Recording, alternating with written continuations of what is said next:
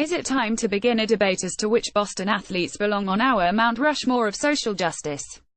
Consider, Ted Williams used his Hall of Fame induction speech to advocate for players from the old Negro Leagues to be considered for enshrinement in Cooperstown.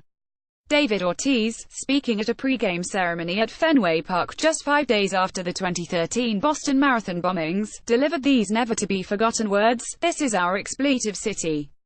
And nobody's gonna dictate our freedom." Now we have Patriots quarterback Tom Brady defending members of his team who chose to take a knee during the playing of the national anthem prior to last Gillette Stadium showdown against the Houston Texans. Is he a social justice warrior? Or should we disqualify Brady from the discussion on the grounds that he is, un-American? Brady's much-publicized backyard interview with Oprah Winfrey, which will air tomorrow at 11 a.m., includes some back and forth on the polarizing kneeling issue. You'll be disappointed if you tune in expecting Brady to belt out "Do you hear the people sing from Les Miserables?" But he does seem to be taking a live and let live attitude toward the anthem kneelers. Brady said this to Oprah: "I think there were a lot of really good, healthy conversations coming out of it in our locker room. The great part about sports are the relationships. I've been in it for a long time. I've been with guys from all different parts of the country, every color, race, belief. And you know what? You respect what other people, I do. I respect why people are doing what they're doing, and they're doing it for different reasons, and that's okay. You can do things for your reasons, they can do things for their reasons, and you have respect for that.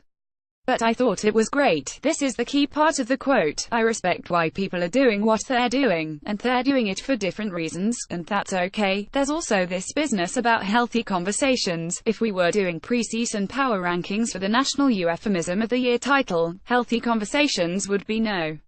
1. For some perspective, let's consider what former Patriot Matt Light told the Herald's Karen Guregian after last year's kneeling episode. Light said he was ashamed to see the players take a knee, and that if you think that it's okay to take a knee during our national anthem and disrespect openly the national anthem, you're wrong.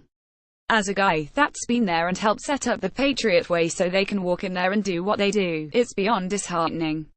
It's the first time I've ever been ashamed to be a Patriot. And I promise you I'm not the only one." Again, Captain America here is a former Patriot, which means he wasn't in the room for those healthy conversations Brady was alluding to during his chat with Oprah. But it's not like Light played in the 1940s, either. He was a Patriot as recently as 2011, which would suggest his opinions reflect those of some current members of the team. If Brady's words mean anything, he's not part of that group. He's not ashamed to be a Patriot. As for the Patriot way, it'd be nice if it had a couple of off-ramps leading to respecting why people are doing what they're doing and understanding that they're doing it for different reasons. Brady's words: Matt Light apparently sees the Patriot way as something entirely different. Brady may not be the ally the left would want him to be, but at least he's not ashamed that Devin McCourty, Duron Harmon, Brandon Cooks and other members of last year's Patriots took a knee prior to the Houston game. These players, and others around the league, weren't being jerks. They were taking principled stands, hoping to focus attention not on themselves but on a cause. Some of these same players also took a stand last November when, on their own time, they participated in a midweek Gillette Stadium ceremony honoring Vietnam veterans. I hope that came up during those healthy conversations.